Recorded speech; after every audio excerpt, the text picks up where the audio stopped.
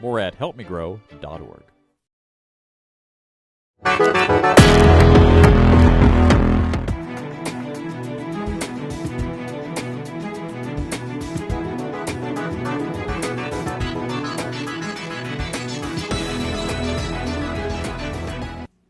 Thanks for joining us tonight. I'm Harshita Singhania. We have a lot to get to tonight, but first, let's hear from our weather forecaster, Rachel Grain, with a look at what's ahead this weekend. Yeah, this weekend we have such a pleasant weekend ahead of us. Today was yet another wonderful day of weather here in Athens. As we're looking out to the west of us, though, we are going to see a little bit of cloud and rains developing just near Indiana and Illinois. That's going to come closer to us, but we won't necessarily be seeing any rain from that anytime soon. What we will be noticing, though, from this is we're going to see a little bit of clouds developing here. Currently hazy outside, 69 degrees, and we're just noticing a gentle breeze coming from the south. As we're heading into this evening, though, we're expecting around the same. We're seeing that low of 44 and mostly clear skies. And we're going to see this cloud coverage really pick up as we're heading into the weekend, though. That's from a cold front we'll be seeing. It's going to pass through around Saturday night and even into Sunday morning. So we're seeing a high of 73 for tomorrow with partly sunny skies. And this weekend is really going to be rinse and repeat. Same thing for Sunday and for Monday as well. But we will be noticing it's going to feel chilly rather than what the temperature is actually saying, being in the lower 70s. And we'll get more to how this cold front will actually impact this weekend and what else we can expect for this weekend later on in Newswatch. For now, we're going back to Archie. Thanks, Rachel. 3 county jails in Southeast Ohio are set to get thousands of dollars in grant money to address addiction among inmates. Pike, Ross, Tuscarawas County jails are 3 of 11 jails getting money from Attorney General Dave Yost's Opioid Remediation Grant Program. The program provides funds for county jails to address addiction among inmates through detox and recovery. Each recipient could receive up to $250,000. Overdose is the leading cause of death among inmates in Ohio. Cincinnati Public Schools are opening a sleeping lot to give homeless students a safe place to get some rest. Experts say when students don't get a good night's sleep, it severely impacts their learning. The sleep lot provides 12 parking spaces for families in need to park overnight. The lot will have all-night security and resources like food and clothing. Program organizers say the lot will solve student homelessness, but will not solve student homelessness, but it will give students a safe place to go. And we know that sleeping in your car is not the answer. We're just trying to provide a safe space for our families while they await shelter placement. This will be the first sleep lot in Ohio. Organizers say it will open in the spring. State lawmakers are pushing for 2 bills to lower property taxes for homeowners. The Ohio House voted overwhelmingly to pass House Bill 129 and 309. The bills contain similar provisions to 2 provisions Governor DeWine struck down from the state budget. One bill will allow emergency and substitute levies to be used to calculate a school district's effective tax rate, known as the 20 mil floor. While the other county budget commission to reduce millage in voter-approved levies. While supporters say the bills will lighten the load on homeowners, critics say they don't provide long-term solutions. President Donald Trump's tariffs are taking center stage in the Ohio Senate race. The race is still a year away, but former U.S. Senator Sherrod Brown is including farmers in his campaign. Brown says Ohio farmers are being hurt by Trump's tariffs. Ohio is one of the country's largest soybean producers, but Trump's 20% tariff on the crops costs producers their main customer, China. Brown is running against Senator John Husted, who said he also supports Ohio farmers. President Trump is threatening a 100% tariff on China, sparking fears of a new trade war. Earlier today, Trump threatened to hike tariffs on Chinese imports. The potential increase comes from accusations that China is imposing export controls and rare earth elements used in products like electric motors and phone screens.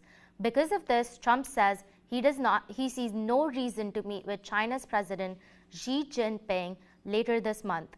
This comes as the Dow Jones had its worst day since June.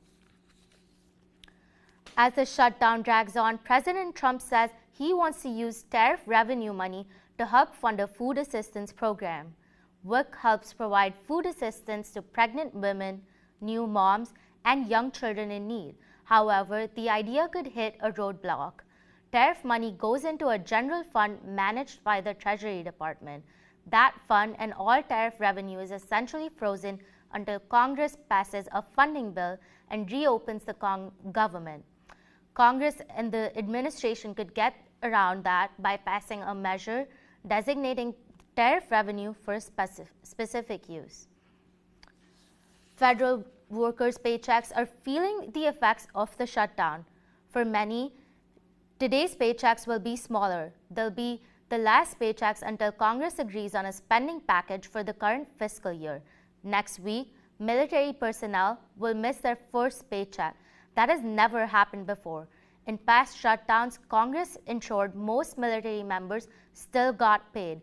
Government workers used to get back pay once impasse ended.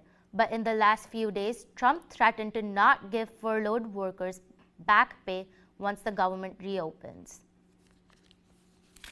President Donald Trump's efforts to deploy federalized National Guard troops to Democratic-led cities is prompting a series of legal showdowns, Maribel Gonzalez reports. Members of the National Guard absent Friday from outside an Immigration and Customs Enforcement facility in Broadville, Illinois, just outside Chicago. This after a U.S. District Court judge issued a temporary restraining order halting President Donald Trump's deployment of National Guard troops in Illinois for 2 weeks. This is an important decision not just for the state of Illinois, but for the entire country. Demonstrations outside ICE facilities in Metro Chicago and Portland, Oregon have served as flashpoints for Trump's deployments. He said federal muscle is needed to address crime. The White House says it plans to appeal the Illinois decision, even as more Republicans are beginning to criticize the strategy. He's identified the right problem. I think he's going for the wrong solution.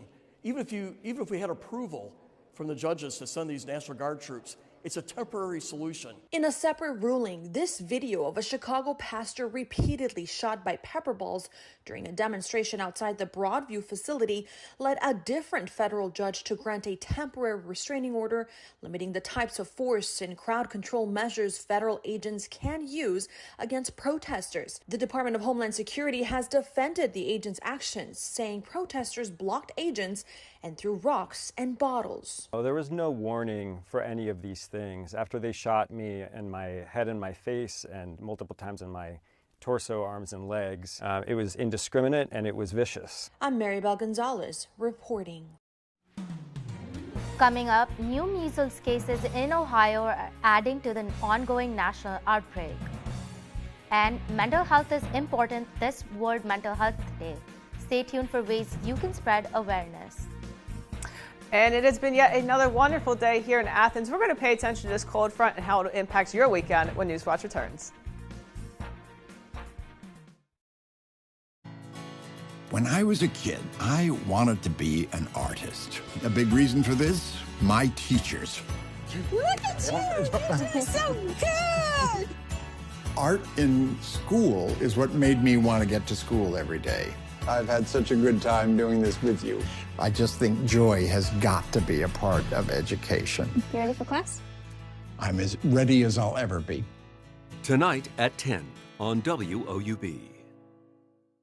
Hello, I'm Bob Ross. We were sitting on an incredible story, and my first thought was, why are we not telling this? It's just amazing. You get to see the studio and all the original artifacts. It's like any other room until you know the story. Bob Ross painted here. Suddenly, this space becomes magical. This is a great new destination for Bob Ross fans all over. The Bob Ross experience is a home for Bob Ross. Any Bob fan would love it. Saturday at 9 on WOUB.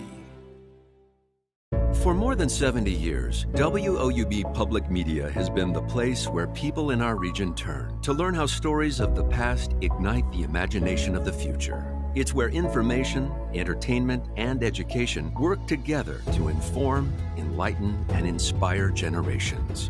It's the place where the community gathers to hear and see our world in new and innovative ways.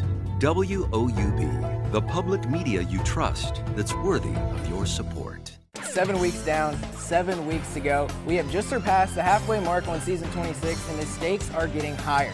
Conferences are close to being decided, and for some, playoff hopes are becoming a reality. Lots of big games to keep your eyes on this week. Eastern and Trimble matchup in a game with big playoff implications, and Notre Dame and Eastern clash for the SOC1. All that and more this week, because there's nothing better than Friday nights and Gridiron Boys.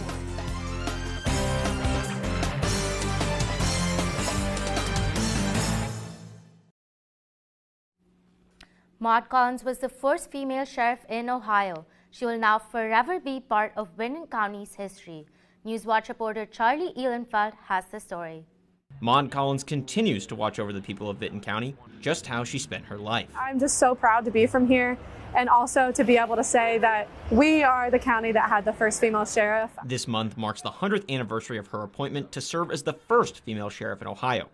Vinton County residents gathered to see the new mural in her honor on the side of the courthouse. She not only was appointed, but then turned around and ran for election and won.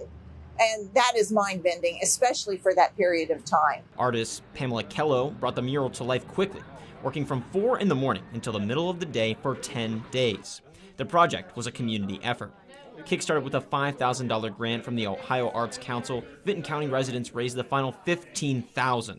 And after a summer where the community nearly lost its oldest building to a fire, it stands as a reminder of Vinton County's proud history. So that was a devastating loss for the community. So our other corner has the courthouse, so now that we have a beautiful thing to offset a tragedy. Reporting from MacArthur, I'm Charlie Ehlenfeld. You know, Rachel, it was really cold this morning. Is it time to pull out our sweaters for good now? Like, is it going to stay really cold? Yes, I believe so. We'll finally be just under that 75-degree threshold, and we'll soon be below 70 degrees. So highly recommend keeping those sweatshirts, those sweaters around. Even though sweatpants, it is definitely not short season anymore. Are we going to see any frost with these low temperatures?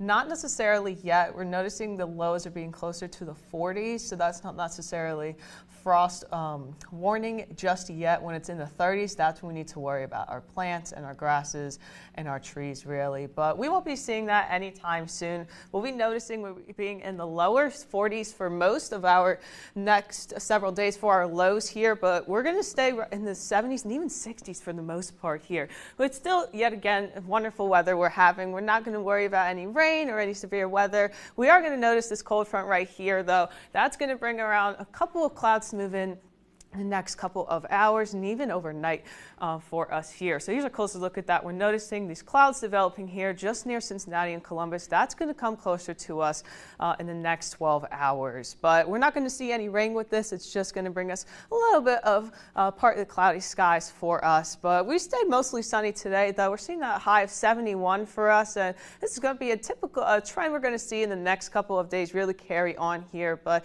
heading into tonight, though, we'll be staying around the 40s, but that's not necessarily going to happen anytime soon. It's going to be around sunset. We're going to feel just below that 60-degree threshold, but we're still staying all around the mid-60s for us. But heading into this evening, though, we'll be noticing how we're setting already just before 7 p.m. That's the first time it's happened this year. And we're going to stay in that sun setting before 7 p.m. for the rest of this year. That low of 44 for us this evening. We'll be seeing that high of 73 return again for Saturday, and noticing that the cloud coverage is going to grow in the next couple of days. And with this cloud coverage, and we're seeing this cold front passing by, we're noticing a lot of cold air being just to the north of us here. That's going to move down to us after Saturday night into Sunday morning. And we're going to see that from this cold front coming across Michigan overnight here. That's going to come closer to us in the Saturday morning. Not necessarily going to feel the difference as you walk out the door. We are noticing it going to come around Saturday night. It's going to cross around Columbus, and it'll fully cross over us going into Sunday morning. So it'll feel chillier on Sunday morning than it actually is, even though our temperatures might be in the 50s and the 60s heading into Sunday morning and even Sunday afternoon. We'll be in the 70s for the most part, but it'll surely feel like the 50s then. In the morning, it'll feel like the 40s. So make sure you have that jacket nearby. You're going to need it for the next couple of days, but we're noticing staying around the 73-degree for our highs for the next 4 days. And we're seeing lots and lots of sunshine, so no need to worry about the rain. It's just going to be chilly. It's going to feel like fall a lot. Finally, fall is here, but heading into Wednesday, that's we're going to be just below 70 degrees, just 71 for our high on Wednesday. It'll be the last time we'll be in the 70s for a little bit, and then we'll be consistently in that 60-degree for our highs. But this weekend's going to be yet another wonderful fall weekend. It's a great time to go to the pumpkin patch, get some apple cider, get your pumpkin iced chai. Heading into next week, though, we'll start to notice a more consistent trend and feeling more like fall. Thanks, Rachel. Measles outbreaks across the U.S. continue to add to the record case count in the U.S. Despite Texas's outbreak being declared over back in August, outbreaks in other parts of the U.S. are adding hundreds of new cases. The CDC says an average of 27 new measles cases have been reported each week since the end of August. In Central Ohio, public officials are monitoring an outbreak with 4 confirmed cases so far. There have been more than 1,500 cases nationwide this year alone. That's the highest annual total since measles was declared eliminated from the U.S. 25 years ago. A new vaccine working group could bring major changes to child vaccine schedules. The group will be part of the CDC's Advisory Committee on Immunization and Practices.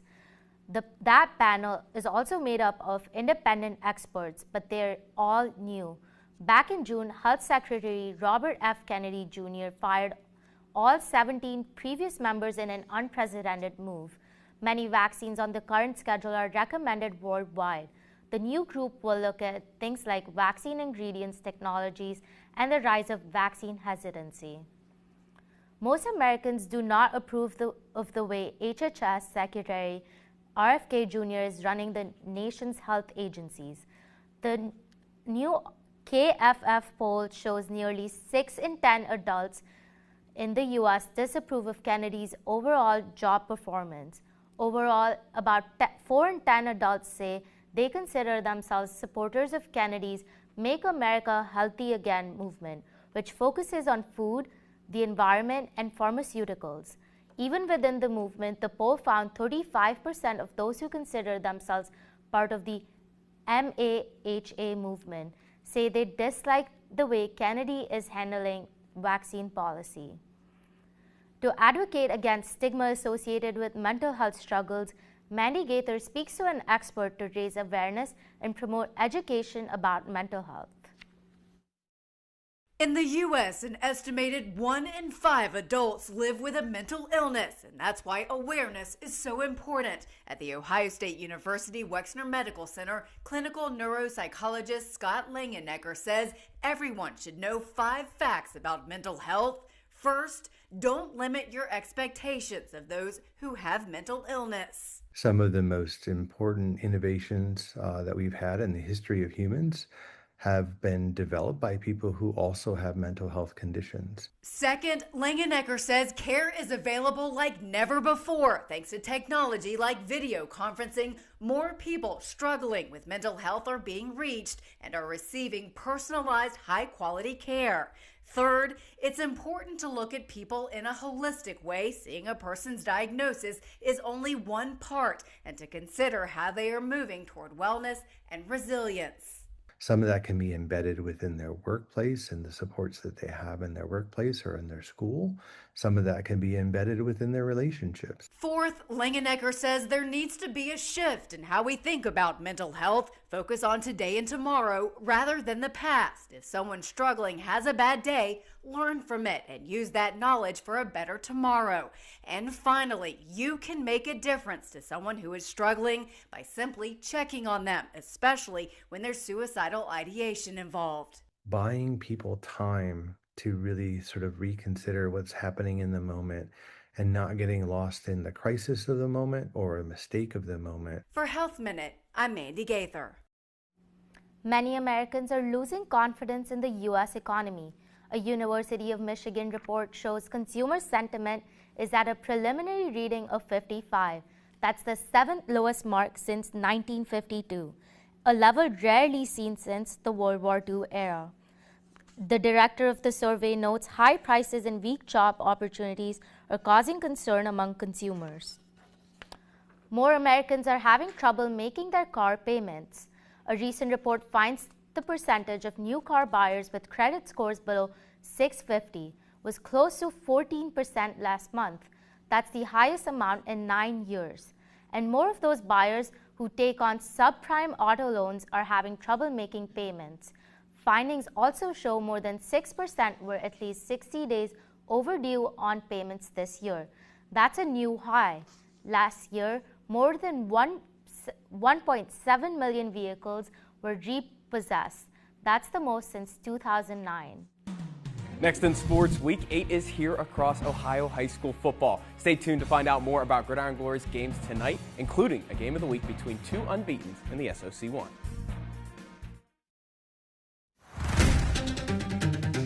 We're 2 days away from the biggest interview of her career. You've been so good at vanquishing your opponents. I know what's best for this country. Who do you see as your successor? Off the record, I don't. I don't see one, do you? You ready? Yes, ready. In private, you'll listen to other people's opinions, but you never come over in public like that. Ever. Will you excuse me? Sunday at 8 on WOUB. Miss Austen. Miss Scarlett. Miss Austen was sister to the great lady novelist Jane Austen. What's she doing here? My name's... I know exactly who you are. The lady detective. Miss Scarlett, isn't it? Miss Austen. Miss Scarlett! Miss Austen. Miss Scarlett. Come along.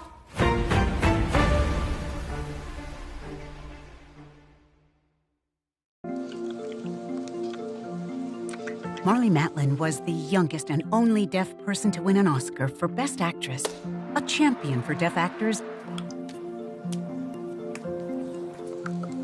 She now takes you on her life's journey, the lows and the highs in Marlee Matlin, Not Alone Anymore, on American Masters. Tuesday at 9 on WOUB. I want to know what society thinks about giving disabled people access to assisted suicide. Imagine getting sicker the whole time, then someone offers you death within 90 days. Long-term care is basically a one-way trip. The health system is going to tell you you should kill yourself because that's the cheapest option. Life After, Monday, November 3rd on PBS and the PBS app. It's Friday night, and you know what that means. We've got plenty of high school football to get to in the area tonight. Welcome back to sports. I'm Josh Herner. Gridiron Glory is heading out to 11 games tonight, so let's take a look at some of the pivotal matchups in the area. Our Showtime rundown features 7 games, including 2 from both the TSL and MVL Big. Eastern and Trimble will face off in Gloucester in a crucial matchup for TVC Hawkins standings. The MSL Cardinal has a classic rivalry showdown between Bern Union and Fisher Catholic. And finally, our game of the week sends us back to the SOC1 for Eastern against Notre Dame. And let's start with that game of the week matchup, a battle between two unbeatens at the top of their conference. This Eagles squad is no stranger to the big spotlight. They took down Sims Valley in dominating fashion in our game of the week last week, but this Notre Dame squad has passed every test it's faced so far this season, and they beat Green by 70 points last week. These two teams also feature 2 stellar quarterbacks, Eric Manley Jr. for Eastern and Luke Cassidy for Notre Dame. And Eastern's head coach Scott Tomlinson recognizes the talent he's going to face tonight against Notre Dame. I hope we sent a message around, but you know, and that's Notre Dame on film. We've seen them, but we feel like Notre Dame's better, so we got to have, you know, we have to step it up. We didn't tell the kids that this week, but Notre Dame's probably a little better team. They really get after it. Got some good athletes. So just like we mentioned, Eastern and Notre Dame are both at the top of the conference. This contest will break the tie, but not too far behind is Sims Valley and South Gallia, trailing by just a game each, and both of these teams could move into a tie for second after tonight. So let's talk about the rest of our Showtime games. The TSL is beginning their conference play this week, so let's start with them. The Cadets come into this game after a very strong 5-1 start to the season, but Marietta is riding high after their first win of the season last week. And the second of that TSL games on the docket is Warren and Point Pleasant. Last season, Point Pleasant took home the win, but Warren ended up taking the conference. Another conference that has two contests, the MVO. We'll see Sheridan play host to Morgan tonight, and the second MVO game in our next pit stop takes us over to Dresden, where Tri-Valley and Philo are the other two teams fighting for the top of the conference. So let's go over to the TVC Hockey now. Trimble and Eastern both need wins to stay alive for the top of their conference, and with a win for the Tomcats tonight, they could have a potential undefeated conference showdown with Waterford next week. And the final Showtime game takes us to Lancaster, where the Fisher Catholic Irish are set to host their rival Bern Union, as both teams are in the hunt for an MSL Cardinal title. And we'll also have highlights from all the games on our digital rundown tonight. Athens is still undefeated in TVC Ohio play. They'll head to Wellston to take on the Golden Rockets tonight. Coshocton will look to pick up their second win of the season as they travel to Crooksville. And our final two games send us to the SVC for Westfall and Huntington, and the OVC for Rock Hill and Portsmouth. Now that's all we have for now, but make sure you stay tuned for episode 8 of Gridiron Glory tonight at 11:30 p.m. on WOUB and the WOUB YouTube channel. Archie, back over to you. Thanks, Josh. Still ahead, one man pulls out all the stops for a beautiful Halloween display. How did these homes change America? I'm Jeffrey Baer, and I'll be your guide as we go inside 10 homes that changed the way we live. From Taos Pueblo to Thomas Jefferson's Monticello to Frank Lloyd Wright's Fallingwater. Find out which great American homes made the list of 10 homes that changed America. Thursday at 10 on WOUB. The Cartober fundraising drive is on. Help give back this month by donating your used car, truck, RV, or boat to our station. Donating is easy and it's tax deductible. Just call this toll-free number. Schedule your free pickup, we'll tow it and give you a donation receipt. Can't donate a car? Spread the word by telling your friends or family. Learn more by calling this toll-free number or visiting us online.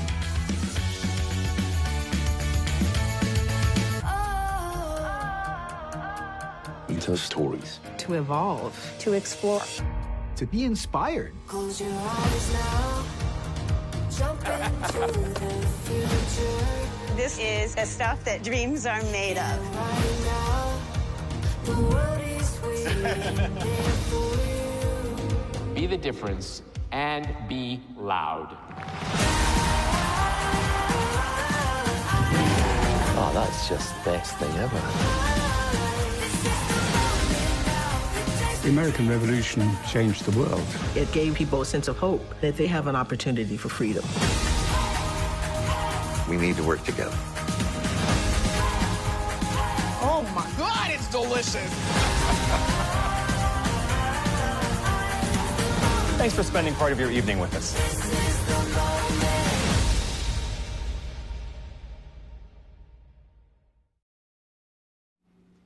Halloween is around the corner and spooky yard decorations are grabbing the spotlight.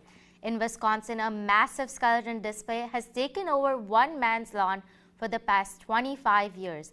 This year, Jimmy Zamzow's lawn is decked out in patriotic skeletons, embodying the spirit of red, white, and blue. The display celebrates America's 250th birthday. While the theme changes each year, the Rainbow Bridge has been one constant piece for the past several years. The bridge honors pets who have passed. Rachel, are we going to see any good weather to go out to the pumpkin patches, do all of those fall activities? Yeah, this weekend is really looking nice for all of those fall activities. The pumpkin patch, getting apple cider, those pumpkin ice chives. This weekend's going to be amazing for it, and especially tonight with that low of 44. We'll be seeing mostly clear skies, but heading into this weekend, we're going to start to see some clouds rolling in. Temperatures are going to dip, even though we'll be in the 70s for our high. It's going to feel more like in the 60s and even the lower 50s throughout the day. Thanks, Rachel. That does it for our broadcast this evening. Thanks for watching. And stay tuned for the PBS News Hour coming up next. Have a great night.